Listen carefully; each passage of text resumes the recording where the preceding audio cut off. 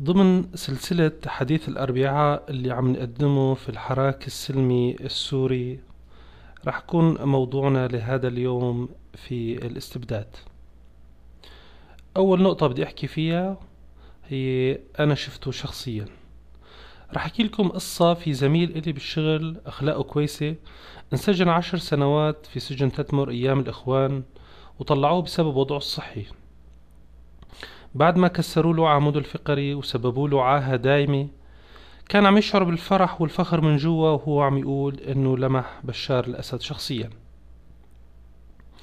قصة تانية، زميل كمان انسجن اقاربه المقربين لسنوات طويلة بسبب حافظ الاسد، وهذا الشاب انسان كويس. تفاجأت انه حاطط اقوال خالدة بين قوسين للاسد الاب على الفيسبوك تبعه. وكمان عم نشوف يوميا تقريبا مشاهد عناصر الامن وهن عم يضربوا، عم عم يقتلوا بمنتهى القسوة والتكبر. وأنا متأكد أنه نفس هدول العناصر عم يتصرفوا بمنتهى الذل مع رؤسائهم. اللي بدي يقوله أنه بفترة الاستبداد بنلاقي كتير من صور الإعجاب بالمستبد أو حتى العمل بممارساته. ما لاحظتوا قديش في ناس بتحكي بإعجاب عن مستبدين وطغاة مثل هتلر وستالين وصدام وحافظ، وهذا بيعكس إحساس الإنسان في زمن الاستبداد انه ما له قيمة، فبياخد قيمة بديلة من المستبد. وهذا عكس ما عم نشوفه هاي الايام بالمظاهرات والعرضات والمسيرات الليلية من اهانة لبشار، لانه الناس حست بقيمتها وما عاد عندها حاجة لتاخد قيمتها من شخص مستبد. النقطة الثانية هي سقف الوطن.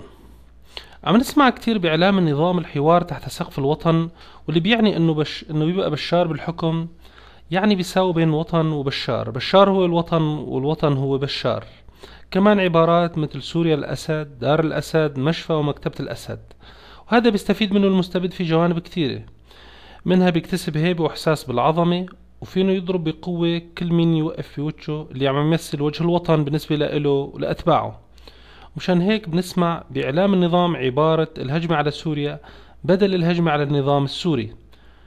ولما إحساس بشار بأنه هو من حجم سوريا، ولما قال أحد المصفقين أنه بشار لازم يحكم العالم، ببطل بشار يشوف الواقع مثل ما هو، وبيبطل يحس بالناس اللي عم يموتوا وعم ينضربوا وعم ينسجنوا.